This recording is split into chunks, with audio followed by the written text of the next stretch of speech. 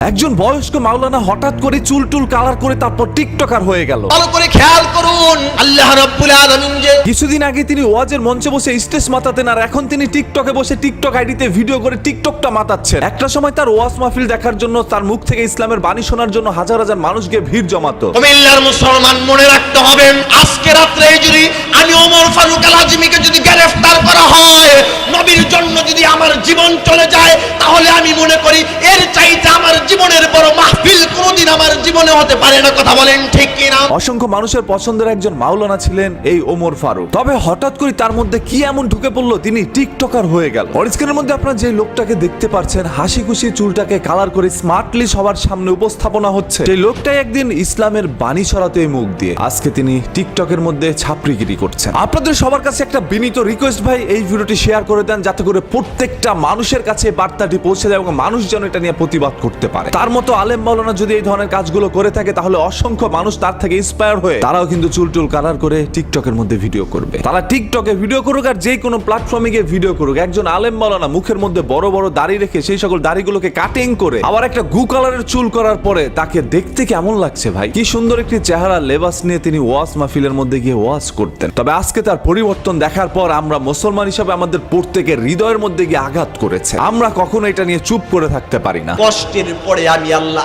আপনারও জন্য সুখের ব্যবস্থা রেখেছি। আপনার আমার সবার দায়িত্ব এটা নিয়ে প্রতিবাদ করার। আবার আরেকটা জিনিস দেখেন, তার ইসলাম ধর্ম মানার কোনো ইচ্ছা নাই, তিনি যদি না মানে সেটা তার একান্ত ব্যক্তিগত বিষয় ভাই। তবে আপনি এখন চুল টুল কালার করে মানুষকে ইন্সপায়ার করছেন আপনার মতো হওয়ার জন্য, এটা তো আসলেই ঠিক নয়। এখন হাজার হাজার মানুষ এইগুলো দেখার পর তারা আপনাকে নিয়ে বাজে মন্তব্য করছে। আমার রাসূলের সমস্ত উম্মতদেরকে আল্লাহ মেসেজ দিল, বন্ধুগণ আমার ভালো করে খেয়াল করেন। রিসেন্টলি আমাকে একজন মানুষ এই ধরনের ভিডিওগুলো পাঠিয়ে বলছিল, ভাই এটা নিয়ে কিছু একটা বলেন। দেখেন ইসলাম ধর্মটাকে কিভাবে বাজেভাবে উপস্থাপনা করছে মানুষের সামনে। একজন আলেম মাওলানা সমাজের সব থেকে বড় সম্মানের পাত্র, আর সেই সকল সম্মানের পাত্র যদি এই ধরনের কাজগুলো করে থাকে তাহলে কখনোই কিন্তু সেটা মানার মতো নয়। আজকে শুধু মুসলমান ধর্মের মানুষই কষ্ট পায় না, বিধর্মী অসংখ্য মানুষ এটা নিয়ে হাসি ঠাট্টা রং তামাশাও করে যাচ্ছে। তারা বলছে দেখো তোমাদের আলেম মাওলানা তোমাদেরকে ইসলামের দাওয়াত দিয়ে এখন তারাই কিন্তু ইসলামের বিরুদ্ধে গিয়ে দাঁড়াচ্ছে। তার মানে তোমাদের ধর্মের মধ্যে কোনো না কোনো জায়গায় ভেজাল আছে। নাউজুবিল্লাহ। এই চান্সগুলো কারা দিচ্ছে ভাই? এই সকল মানুষগুলো। দেখেন একটা সময় যারা টিকটকের মধ্যে চুল টুল কালার করে ভিডিও বানাইতো তারাও কিন্তু এখন ঠিক হয়ে গেছে। তবে আলেম মাওলানা এখন গিয়ে চুল কালার করছে শুধুমাত্র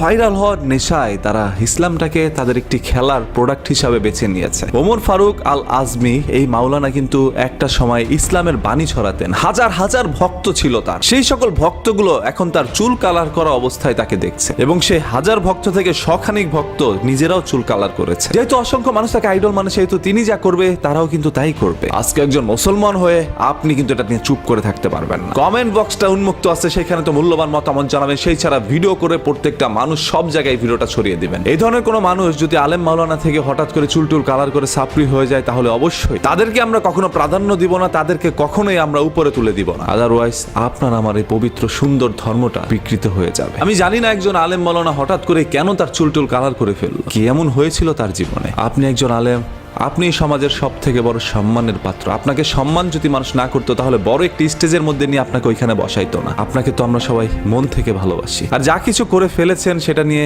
আর কিছু বলার নাই। তবে আপনি ওইখান থেকে ফিরে আবারও আগের জায়গায় চলে আসেন। আমরা সবাই আপনাকে মন থেকে ভালোবাসি, সেই ভালোবাসাটা সবসময় অটুট থাকবে যদি আপনি আগের জায়গায় আবারও ফিরে এসে আবারও ইসলামের বাণী সবার মাঝখানে ছড়া। মনের মধ্যে ভণ্ডামি রাখা যাবে না। ইমানি শক্তি থাকলে কখনো সেই লোক এই ধরনের কাজ করতে পারে না। মুখোশধারী লোকগুলোই সমাজের মধ্যে ঘুরে বেড়ায়, তারাই এই ধরনের মুখোশ পরে একটা সময় ইসলামের দাওয়াত, পরবর্তীতে নিজের জায়গায় আবারও ফিরে আসে। তবে আপনার কাছ থেকে আমরা এইগুলো আশা করিনি।